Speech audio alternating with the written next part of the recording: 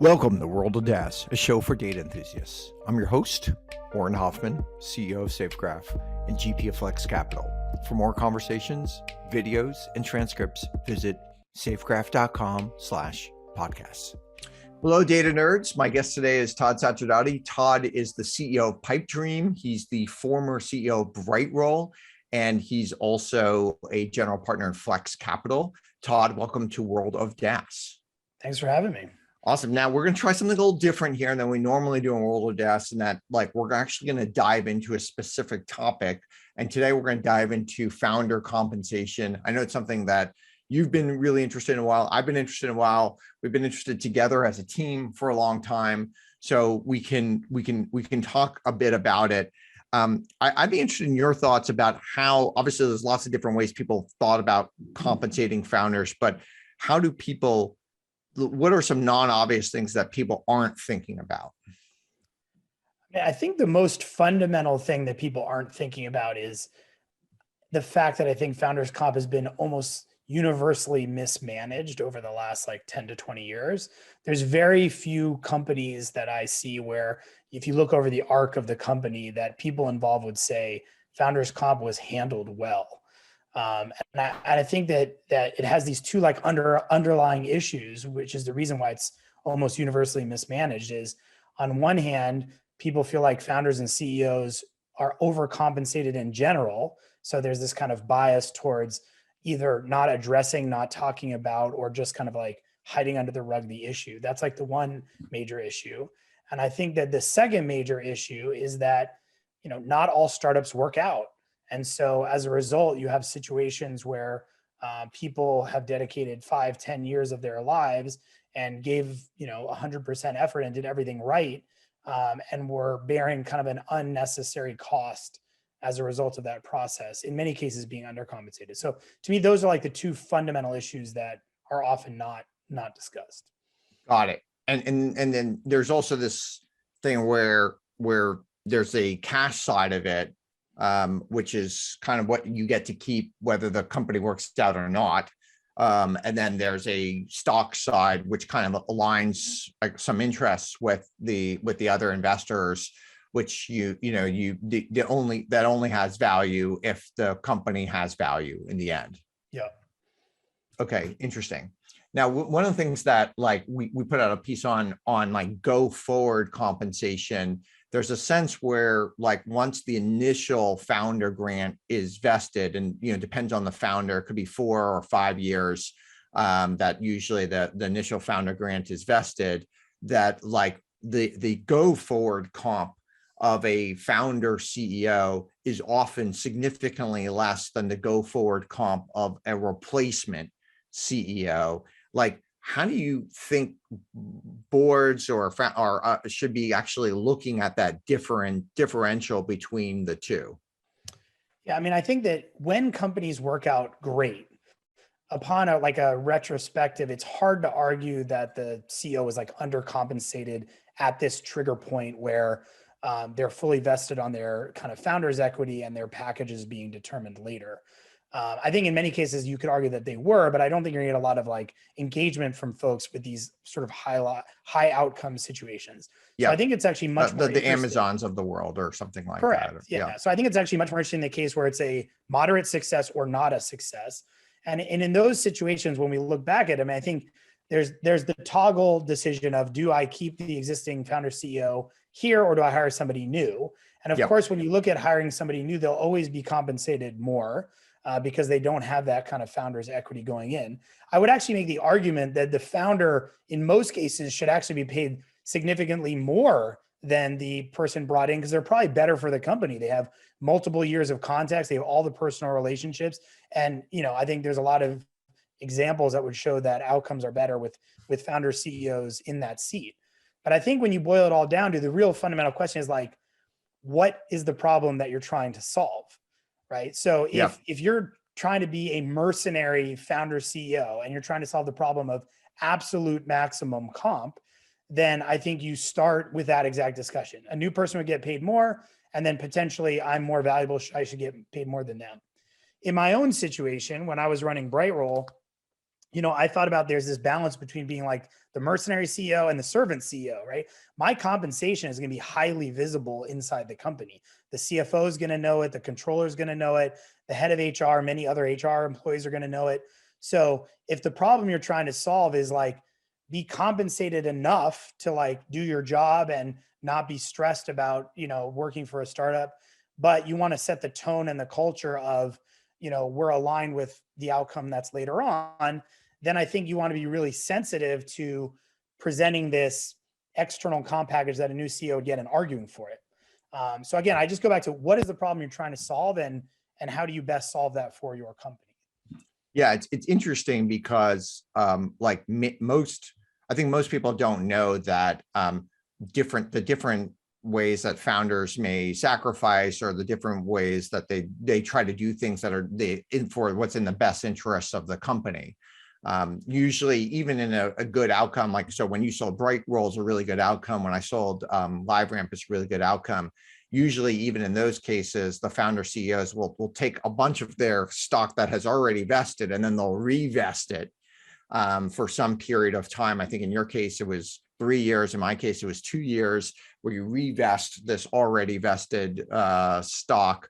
And that's a generally really common thing for founders to do. Again, they don't like, in some ways, you don't have to do it. But founders are often sacrificing their compensation for like the good of the overall outcome. Yeah, I mean, in those situations, it's always a little hard to determine like if you had not done it, like the deal might not have happened. So it's sort of Correct. like, Yeah. so it's like I'm not sure it's like in the good graces of the founder that it's happening. Like it's like a mathematical calculation. What's the best thing for the individual? What's the best thing for the company? What's the best thing for all the employees? And you do the math. But if let's say the founder left the company 3 months before, and they had a different CEO or something, and then they sold the company, it's not like then the founder wouldn't have to revest, or usually almost none of the other employees have to revest. Certainly none of the investors or shareholders have to. So they have this kind of unique situation that other people who also might be very important parts of the company don't have. Yeah, I think that's all true. And those are all negotiated. I mean, Yeah, sometimes that's right. acquirers do want other people to vest, and sometimes that's a negotiation. But I think the right philosophy is to approach all of these decisions generally with like, what's the best outcome for the company first. There are chances or opportunities where I think you do need to consider the actual individual's best interest as the founder CEO, but like it's such a unique seat that has so much impact on the rest of the company that I'm just very concerned if somebody starts with the position of like, what's best for me? I'm approaching this as a mercenary. Yeah. And the question is, do other people want to work in that environment anyways? Yeah, and there are a few high-profile cases of certain companies where it does seem like the founder CEO was much more of a mercenary, or much more trying to self-deal, and not being more of a servant CEO. I think probably the vast majority of cases, the founders, the servant CEO, but there are some high-profile cases where they're not, and that obviously clouds the way we look at these things. Yeah, I mean, one of my sort of high-level philosophies on CEO comp is it's almost like the Warren Buffett inheritance quote, where I think like the perfect comp for a CEO is enough comp so that they feel like they can do anything with the company, like fulfill its greatest potential, but they don't feel like they're so well compensated that they like can do nothing, or the outcome of the company is not the most important metric. And that's a hard balance, right? It does depend on the existing situation of the CEO. Do they have any money at all, or are they starting a family? Like what's the operating cost of their lives? But like that balance of like, because there are a lot of sort of suboptimal outcomes that I think have occurred because either the board or the CEO themselves, founder CEO themselves, thought that the right thing to do was massively undercompensate the founder. And as a result, the founder sells the company too early or doesn't aggressively pursue the biggest opportunities in front of them. So it's like that right balance can actually unlock much bigger opportunities for the company. So I think in the end, it's actually in the best interest of all involved to solve this problem. Yeah. And not just sweep it under the rug. Yeah. And it's a weird thing because the founder CEO is the only employee with very little leverage. Like they really can't leave. They're not going to leave the company. It would be really bad, and everyone knows it. And so usually the way employees have leverage in some sort of is this, there is some implicit threat always when you're compensating somebody that they can go somewhere else. And so you're constantly making sure you're trying to give them a high enough compensation where if they're going to go somewhere else, they were going to go because of non-comp reasons, right? And so you're always making sure that your best employees are not going to go somewhere else. Whereas with the founder CEO, the board already knows they're not going anywhere, and so it's a harder leverage situation for them when they're thinking about it.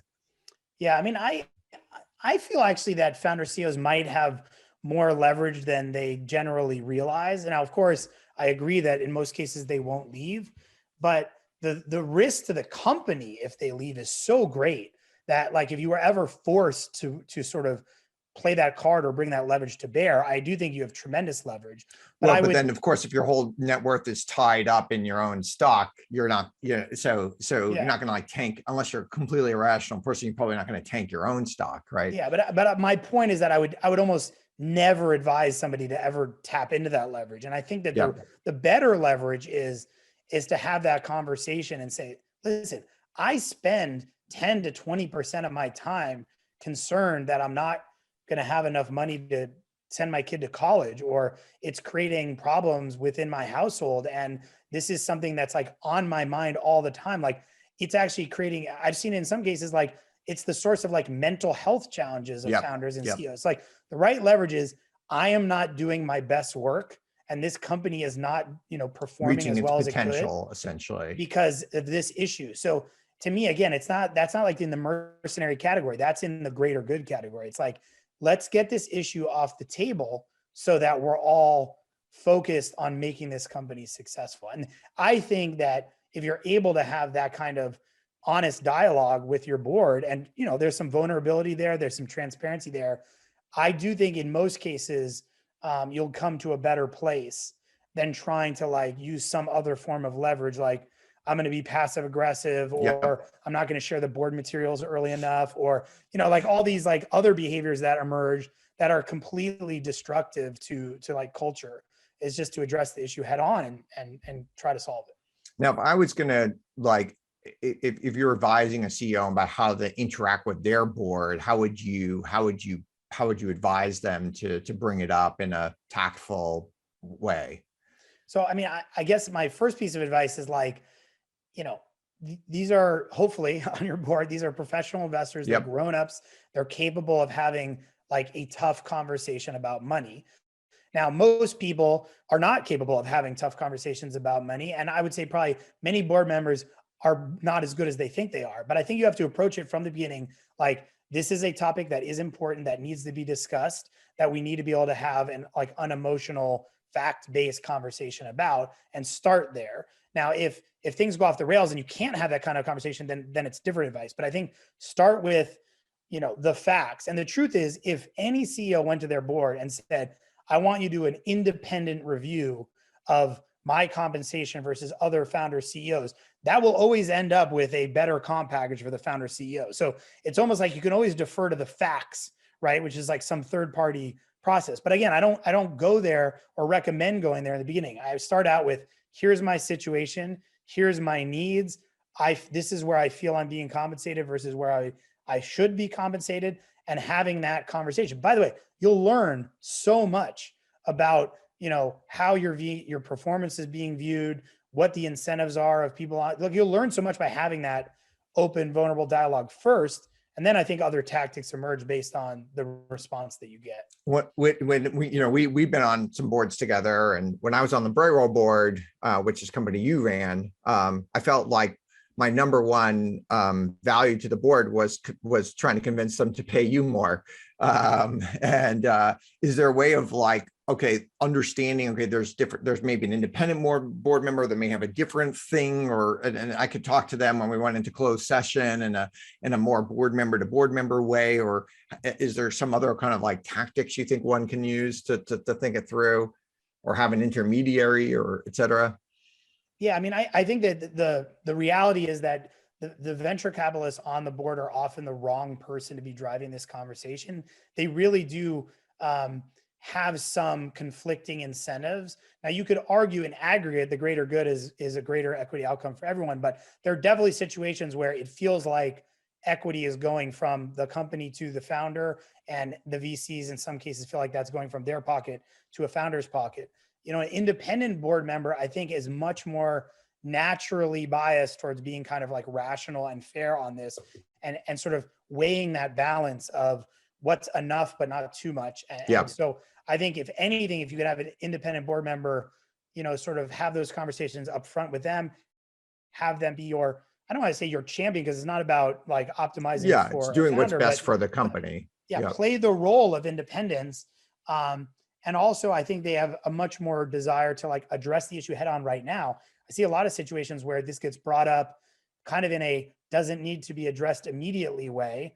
And I think the investors in general, if they feel like it doesn't need to be solved immediately, the easiest answer is just take it down the road. You know, we'll solve it at the next board meeting or the next year. And if this is a real issue, I think an independent board member can be that catalyst. This is important, needs to be addressed now. Let's sort of have that conversation. Now, how do you, sorry, go ahead.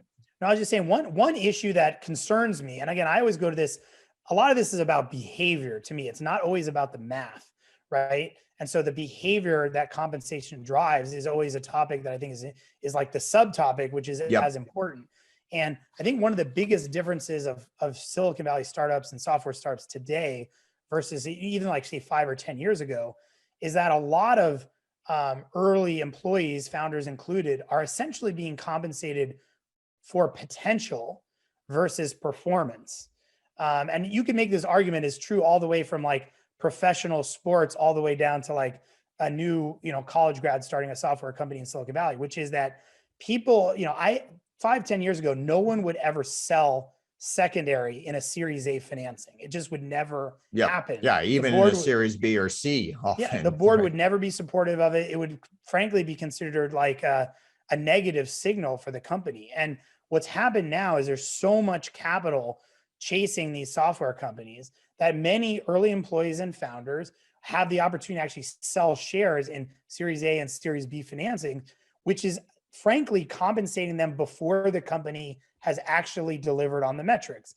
And so to me, this isn't a criticism of the individuals. It's a question of behavior. Like if you're getting significant economic benefit, like before you've built something of real value, my question is always like, well, what behavior is that going to create? Like when things come easy, I just think frankly, people aren't going to work as hard as they would have in a scenario where that wasn't available to them.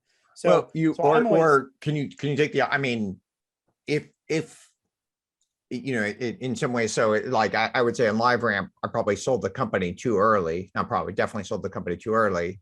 And, you know, if I had done a secondary, I probably wouldn't have sold the company and therefore could have realized more potential for the company long term. But because I had an opportunity to take off the table and take care of my family and not have to worry about different things with my family, ended up selling the company. And I can imagine a lot of these founders are going through something similar where like they could almost be more aligned with the VCs and go for the bigger outcome if they were able to take, and maybe not just the founders, but also some of the early employees as well, able to take some small percentage of their equity off the table.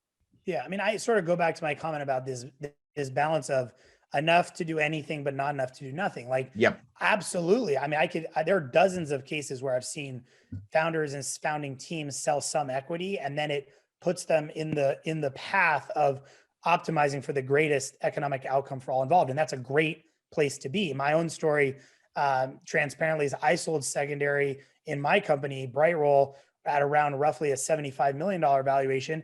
And that was because I just had a child and I wanted to make sure that like, no matter what happens for the company, like I'm not going to like lose the place that I live and I'm gonna be able to send my kids to college. And frankly, I felt like what I had built over the first 5 years was, you know, I had received something so that I could really just focus on the bigger outcome for the next 5 years. And I'm 100% supportive of that. And I've seen that many, many times again, but I want to give the spectrum, right, for your listeners, which is like, there are companies that founders are selling secondary in the Series A of their company before the product is even launched. Yeah. Right. And so like, to me, like that just Well, we are in feels kind of a crazy time right right. now. Yeah. So that feels like we're too far on the other side of the spectrum. Yep. Again, I'm not like judge and jury, but I just feel there's this balance, right? Of like enough, but not too much. And every company and individual is different. But my gut is Series A secondary pre-launch is too much too early and will only have negative behavioral impacts.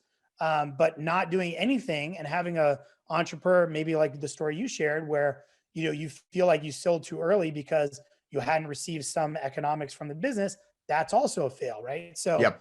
somewhere in the middle. No, let's talk about a kind of a weird case scenario, which is these second time founders. They had a good outcome their first time. They're founding a company second time. You and I are literally going through this right now. You with Pipedream, with me with SafeGraph. We had a great, or at least a good outcome the first time. We can take care of our family. We we actually took a few $1 million and were the initial investors in our own new company.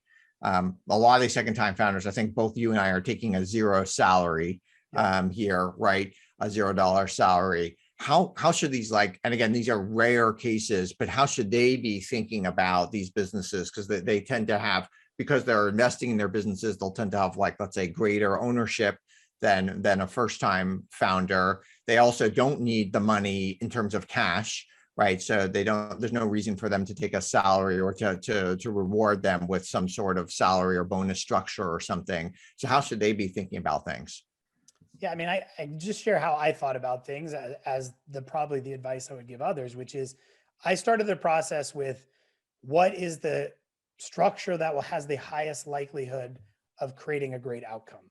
Yep. And so, part of the reason why I invested in the company when we launched the company was I didn't want any unnecessary external pressure or timeline on what we were building. I wanted to give, myself and the team enough sort of breathing room to make sure that we were working on the right thing and addressing the problem in the right way. And I would say the same thing about, CEO, founder, salaried comp for multiple time founders. Like, I think more money in the bank for the company is a net positive for the company's ability to be successful. So to me, it's an absolute no-brainer decision. Now, I will mention that one of the perverse dynamics that this creates is if you have, founders, CEOs who are self-funding businesses, who are also determining like the comp structure for the org, like you end up with a situation where you can, again, tilt that sort of pendulum too far. I think you can create structures that are far too CEO founder friendly, and you create an environment where people wouldn't want to work there and they don't feel like there's fairness and equity. And so in my own process, I sort of found a venture capitalist thought partner who I was like, you're not investing in this round, but I want you to play that role as if you are a VC investing in this role. And I literally bounced all my structure and ideas off him because I knew at some point we were going to go out to VC, and I didn't want to have some structure that when I then later presented it, someone looks like, wow, there's a lot of like weirdness and self-dealing and favorable structures here. Now, in my story, long story short, I ended up raising money from that individual later because it was someone I had worked with. But I really benefited from having that like counterpoint in the room, even if they weren't economically involved at the formation. Okay. Yeah. That makes a lot of sense. What do you think about some sort of, so let's say we're in this weird case where we've got a founder, they've been in the business founder CEO, they've been in the business for a while. Maybe let's say post 5 years, they've been in the business for a while. They want to be motivated to go forward. Is there some sort of way with like deferred compensation or out of the money options or some other type of thing where the founder could be more aligned with the eventual outcome of the company? So it's still a way of like giving them extra carrots. They like to know that they're working for something, give them extra carrots, but align them more. And Elon Musk is kind of famous for this at Tesla. So, he said, okay, if the valuation reached these different plateaus, then he'll get these big compensation packages, but only if it reaches those plateaus. Is there some sort of like way of getting creative to align all the interests? I mean, I think there's lots of ways to align those interests. And I think, I mean, I think Elon should get a lot of credit for kind of the most high profile example of this, Yep. but most boards are willing to pay for performance and pay significant amounts for performance. And so creating any structure where, either ownership or compensation increases when you have significant milestones of performance is a much easier negotiation and conversation, I think, to have for most CEO founders and most boards. So any of those structures, I think, is favorable for alignment of incentives. Everyone's Yep. focused on the biggest outcome possible. They take out any of the kind of odd, discussions around paying for, potential or maybe over, the sort of like existing versus a hired gun CEO. It takes those issues off the table. And I think if you're in the seat of the founder CEO and you're confident in your business, the actual economic outcomes will be far greater, which is exactly why Elons of the world are choosing that package, because when you do outperform, you'll just never be able to negotiate any other package that aggressive unless it was tied to some outperformance. Yep. So I truly think it is a win-win-win. I just, the sort of devil's advocate is like, well, I don't even know it's devil's advocate, but there's going to be some conversations when some of these performance packages kick in where people are astounded by the amount of economics that. Well, certainly there has been with in the have. Tesla use case, Yeah. right? Where people were at the time, maybe people are, oh, that's never going to happen because there was such a high valuation to get the hurdle to kick in. But then I think when it kicked in, I think there were people who were concerned, which makes sense. I mean, we're talking about a high class problem in general, so we should take a step back. Like, it's not like these founders are people who are generally taking advantage of. A lot of these founders are multimillionaires, sometimes even richer than that. So this is a very, very high class problem that we're trying, and we're really trying to address things really around like the margins on this. Yeah, I mean, one comment I make though is that it is a high class problem when it works. Yeah, right? That's right. And everyone likes to talk about the cases when it works. But on a percentage basis, I would make the argument the majority of founder CEO comp issues are not in cases where the company worked, right? Yep. I mean, the majority of startups fail. The majority of founder CEOs are in companies that fail. And so the most like punitive, bad outcomes occur when startups fail. And sort of like, that's why in general, people gloss over this as a problem because they point to the success outcomes and say, those people are well compensated or overcompensated. We shouldn't even talk about this. But actually, I'm more concerned about the other cases, right? The people who really need to be focused on this issue, of course, you don't know it when you're in it, but are the people who are not going to have the great outcome. Yeah. And that's where it's the most, painful. And there is kind of a scenario where there's like, okay, there's a start where the completely fails, like a 0x kind of return or something like that. A lot of startups are, I'd say, in the like 2x return. Kind of. So it didn't fail. It was actually it made some money for the investors. It had, but even there, you could see a lot of like the founder may come out of it unaligned or they may felt like they worked too hard for it, or they may have had to done like certain sacrifices or other types of things as well. Yeah, I mean, and those situations, I think, are the ones where, I mean, you could make the simple math, which is, was the majority of your compensation as a founder CEO your salary or your equity? Yeah, it's almost always the equity. Yeah. On the success outcomes, but I would guess on the sub 2x outcomes, there's more of a blend. Yep. And there's going to be some tipping point where salary became much more significant. And I would argue in almost 100% of those situations that the salary comp decision made for the CEO is something that the individual wishes they could have revisited or done differently. And those are the ones that are on a percentage basis, probably the greatest. Yeah, that's right. And a non-founder CEO that got hired into the job would have had a market rate for that compensation. Interesting. Right. This has been super interesting. Are there any other things that you think like that people aren't addressing on things like compensation?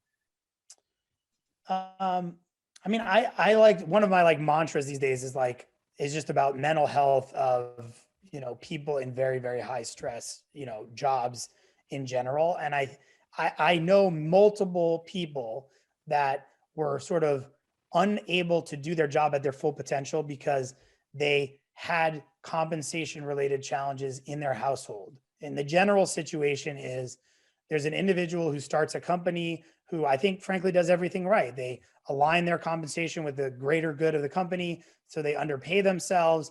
And instead of the company taking 2 years like they thought, maybe they're 7 or 8 years in, and they've never really addressed their personal situation, and it feels to them like they're always a quarter or it's 6 months or a year from something great happening for the company. And they basically create this scenario where they've undercompensated for themselves for a long time, and it starts to add significant stress to their lives and their family. And maybe they start having kids and other things start happening. And those situations, to me, that seemed like a 6 month to 1 year problem that ended up being like a 5 to 10 year problem and are unaddressed, are actually the situations I think are most critical for these conversations to sort of be surfaced and to be had.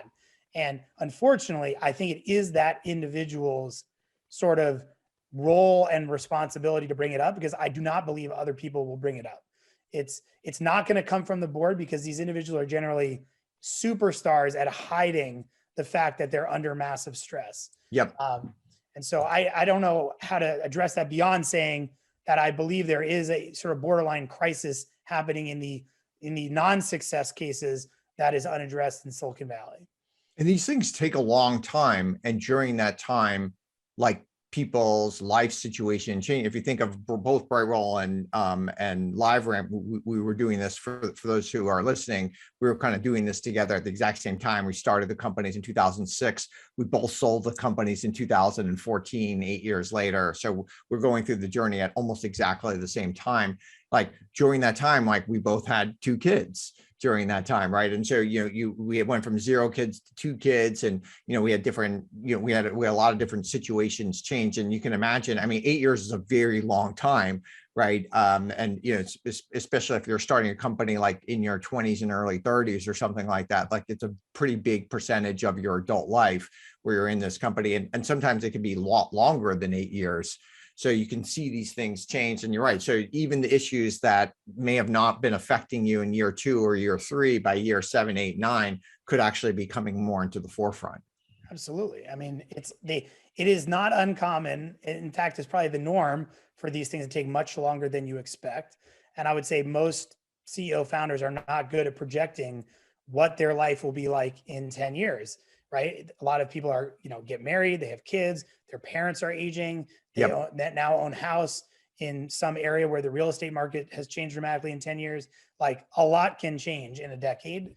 And so it just makes the stresses on that individual. And again, I think the founding team, in many cases, all of them, just significantly greater over that period of time. Okay, this has been awesome. Before we leave, I just got one personal, or really just 2 personal questions for you. So the first one is, I would say you're one of the best people I know at like staying, like kind of like understanding the future of your family and understanding the future of your kids and stuff. Like, what advice would you give to the rest of us mere mortals about how to do that? I'm missing the exact question. The future of my kids, you're saying? Yeah, you're really good about like thinking through like the different things that they're going to go through, the different, and kind of like preparing long term for their mental health and for other types of things. Like, what advice would you give to other folks? My number one piece of advice is probably marry a psychologist, so that has greatly impacted my ability to think about my kids and my family over time. That's my number one piece of advice. Yeah. Okay. All right. Well, that's fair. Okay. And Rebecca is an amazing wife, an amazing partner. All right. Last question we ask all of our guests: if you could go back in time, and give advice to your younger self, Tod, who's 22, what advice would you give yourself? I'd say my number one piece of advice would be that sort of the imposter syndrome of like feeling that, you're not good enough is not a requirement in order to be productive and be successful. It has been a major driver in my life, and it was when I was younger, but as I've aged, I think I've realized that it was not required. I probably fed off it at times, but I think there is this belief that if it ever went away, that, everything would fall apart. And I think that's just frankly not true. So there's a bit of psychology there, but I think you are good enough, but still be hungry, is what I would tell myself. There is a little bit of imposter syndrome for people that don't have imposter syndrome. I definitely have. I've always had imposter syndrome. So, well, I would disagree in some ways. You think you always felt I guess there's always some sort of capability, but like you're a very confident person and you believe in yourself and et cetera. Like, did you still feel like you're out of your depth? Like you're a great CEO, you're an accomplished CEO. I mean, for me personally, like fear of failure and feeling you're not good enough has always, driven, or I had thought was always the driver of my motivation. And I think people with imposter syndrome are generally very good at hiding it. All right, awesome. This has been really great. Thank you, Tod. For those who are listening, I follow Tod on Twitter. He's TOD @TOD, which is one of the best handles in history to get a 3-letter handle. So I highly recommend that you do that. Tod, thank you for being with us on World of DaaS. Thanks for having me.